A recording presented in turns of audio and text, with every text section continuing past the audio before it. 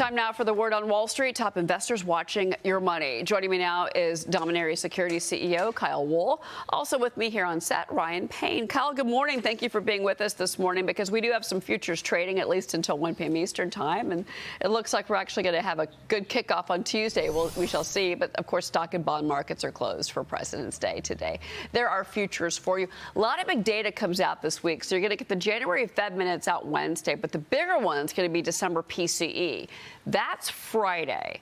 We're going to be looking at that. And then also within tech, you've got AI disruption fears that really hit the markets last week. And that spread beyond tech. It went into real estate, trucking, financial services.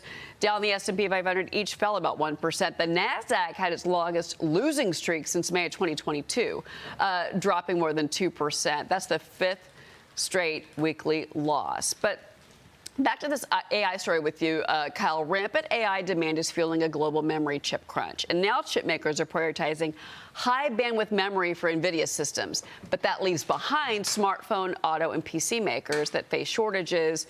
That jumps the cost up. That squeezes margins. Kyle, your reaction to that?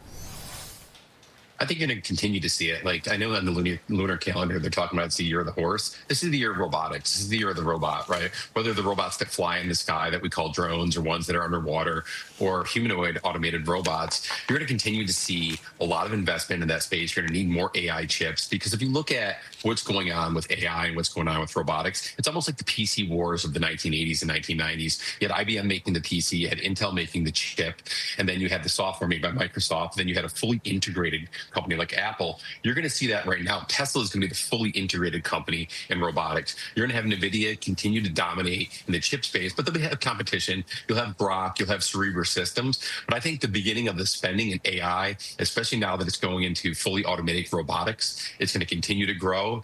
And I think you're going to see an IPO frenzy of a lot of these robotics companies trying to get public and access to capital markets, whether it's Function AI, whether it's 1X, or whether it's Foundation Robotics. I'm pretty excited about the sector. Interesting. Well, obviously, we are looking ahead to a lot of blockbuster IPOs and deals made. Ryan, how do you see it? I think it's a really good point. I think what you have to think about is we're going to need a lot of precious base metals for this robotics, whether it's AI infrastructure, whether it's electrification.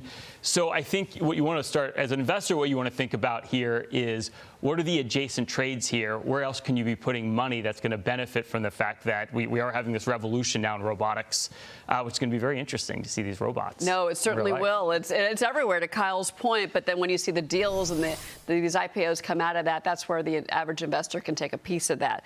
So, Ryan, let me stick with you on this. Look at the metals. Gold and silver prices this morning are pulling back. So gold is still sitting above 5,000 barely, but we have had a big rally for the month of January in particular. But investors are gauging the outlook for U.S. interest rates after we got that softer inflation data piece on Friday, which was CPI. Gold is up 14% year to date. Silver, though, is down roughly 1%. That wipes out earlier gains. What's your outlook? Well, I think first off, I wouldn't chase a move that's gone parabolic like gold has here. And I mentioned earlier in the show, it's not a great long-term investment.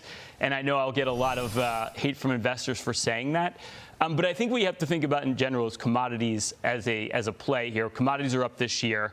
There's a lot of metals out there that are going to be used in this industrial revolution that we're going through right now. We just have this confluence of, if you think about it, like copper, lithium, silver as well, all undermined over the last couple of years, and you need it for this whole boom that we're talking about, whether it's electrification, AI infrastructure, solar, you name it, it's all needed as an input right now. And if you look at where money's been underinvested right now, especially places like Latin America that has a lot of these mines and has a lot of these reserves, I think more than ever, this is why you want to start to spread your money out, because I know we've been talking about the AI trade forever, but we're not really talking about this industrial revolution that's going on. That's why materials, energy stocks are leading the way this year.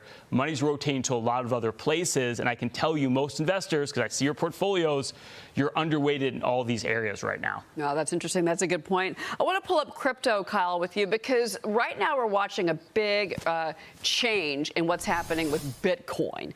So right now, Bitcoin is at 68,000 and change, so we're just below that 69,000 mark. But that is down 25% over the last month. So there's worries about another crypto winter. Ethereum dropping nearly 40% due to ETF outflows and softer institutional demand. Some analysts are saying Bitcoin could hit 50,000. They say a sharp V-shaped rebound is looking more and more unlikely. What do you make of this, Kyle?